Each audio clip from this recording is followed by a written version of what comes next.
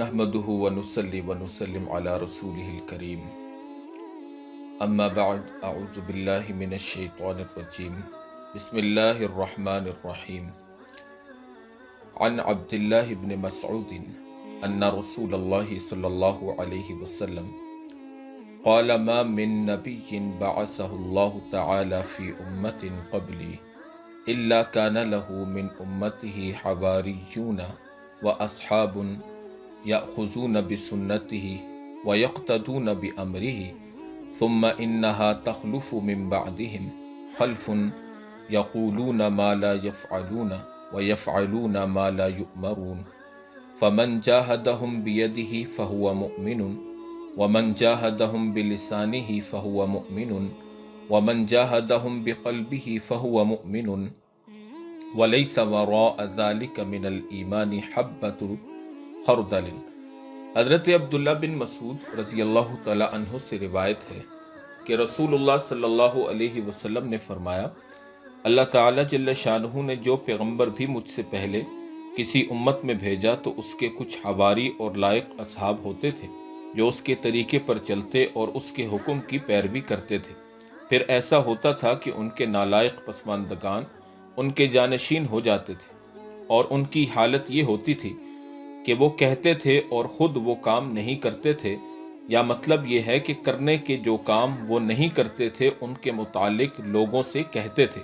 کہ ہم کرتے ہیں، گویا اپنی مشیخیت اور اپنا تقدس قائم رکھنے کے لیے وہ جھوٹ کہتے تھے، اور جن کاموں کا ان کو حکم نہیں دیا گیا تھا ان کو کرتے تھے۔ یعنی اپنے پیغمبر کی سنتوں اور اس کے اوامر اور احکام پر تو وہ عامل نہ تھے، مگر معصیات اور بدعات جن کا ان کو حکم نہیں دیا گیا تھا ان کو خوب دل جمی کے ساتھ کیا کرتے تھے۔ تو جس نے ان کے خلاف اپنے دست و بازو سے جہاد کیا وہ مومن ہے، اور جس نے بدرجہ مجبوری صرف زبان ہی سے ان کے خلاف جہاد کیا وہ بھی مومن ہے، اور جس نے جہاد باللسان سے بھی عاجز رہ کر صرف دل ہی سے ان کے خلاف جہاد کیا، یعنی دل میں ان سے نفرت کی اور ان کے خلاف غیظ و غضب رکھا، تو وہ بھی مومن ہے، لیکن اس کے بغیر رائی کے دانہ کے برابر بھی ایمان نہیں ہے۔ میرے عزیز بھائیو، دوستو، بزرگوں، سلسلہ وار درس حدیث کے سلسلے میں آپ کے سامنے ایک اور درس لے کر حاضر ہیں، جس میں نبی کریم صلی اللہ علیہ وسلم نے اس امت کو ایک اہم ترین فریضے کی طرف توجہ دلائی ہے، اور وہ فریضہ ہے امر بالمعروف اور نہی عن المنکر۔ چنانچہ اس حدیث کا مطلب اور اس کی روح یہی ہے کہ انبیاء کرام اور بزرگان دین کے جانشینوں اور نام لیواؤں میں جو غلط کار اور بد کردار ہوں، جو دوسروں کو تو اعمال خیر کی دعوت دیتے ہوں لیکن خود بے عمل اور بد عمل ہوں، ان کے خلاف حسب استطاعت ہاتھ سے یا زبان سے جہاد کرنا، اور کم از کم دل میں اس جہاد کا جذبہ رکھنا ایمان کے خاص شرائط اور لوازم میں شامل ہے۔ اور جو شخص اپنے دل میں بھی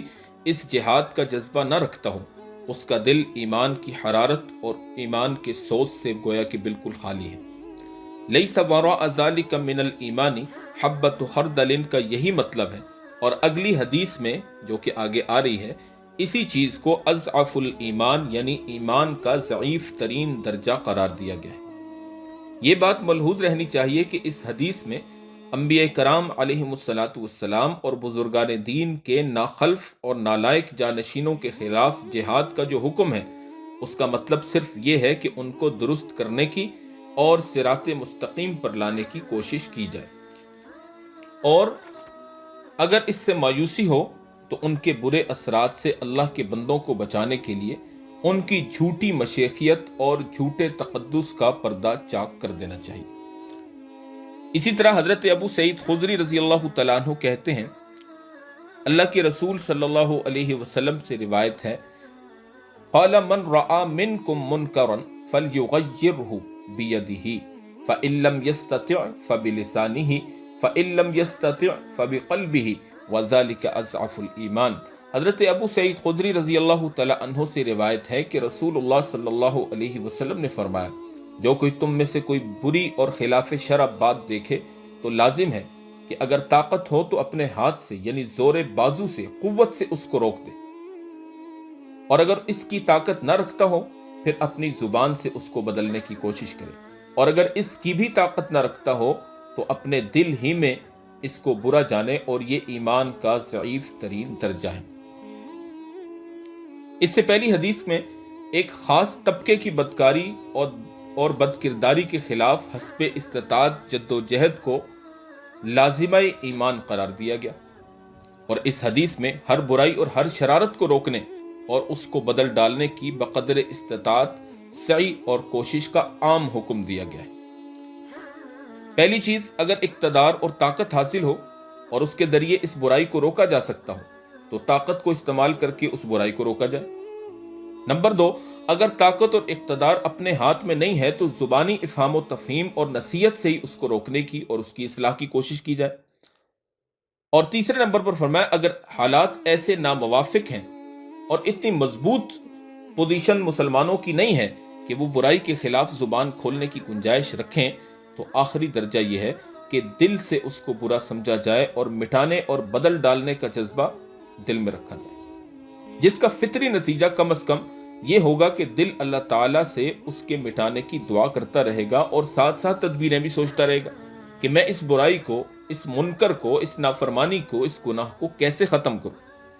اور اس آخری درجے کو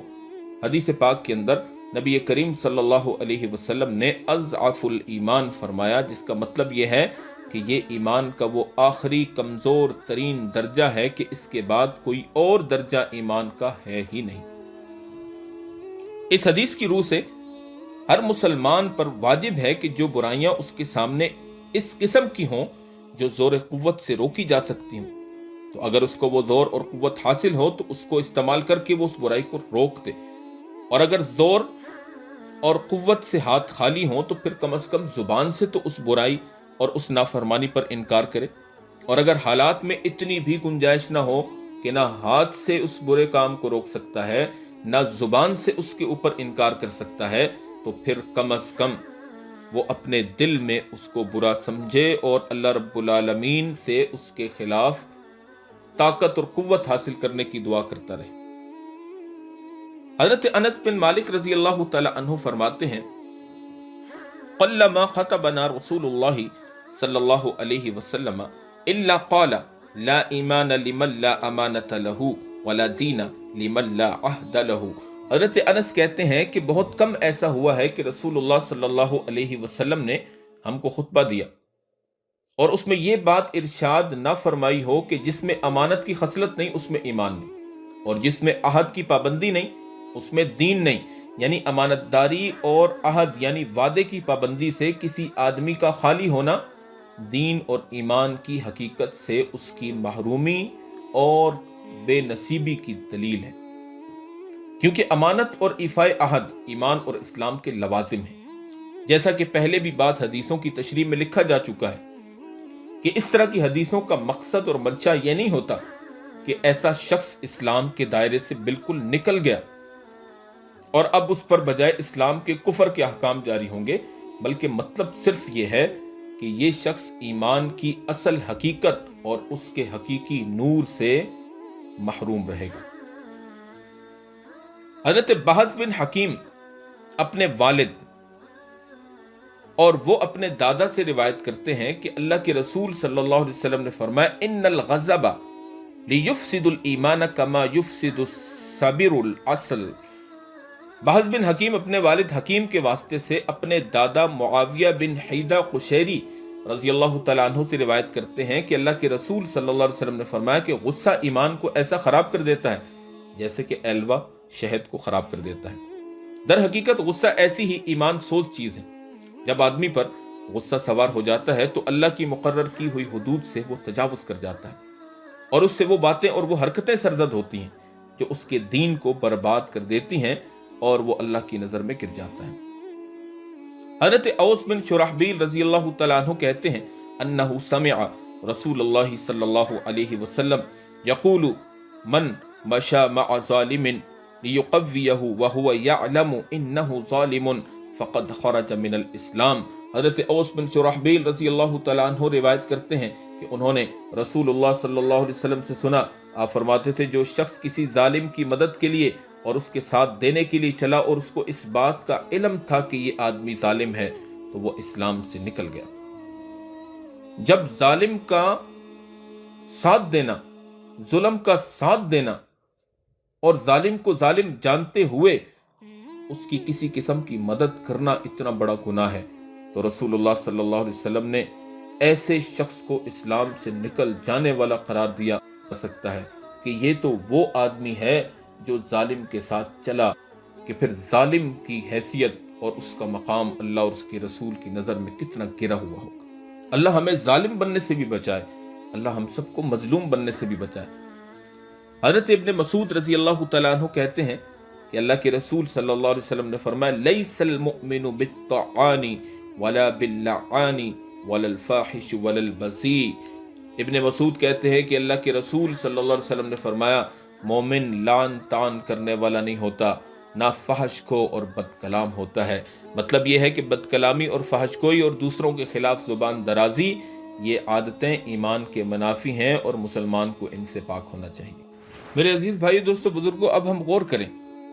کہ کیا ہم کسی مسلمان بھائی کو، کسی بندے کو لعن طعن تو نہیں کرتے،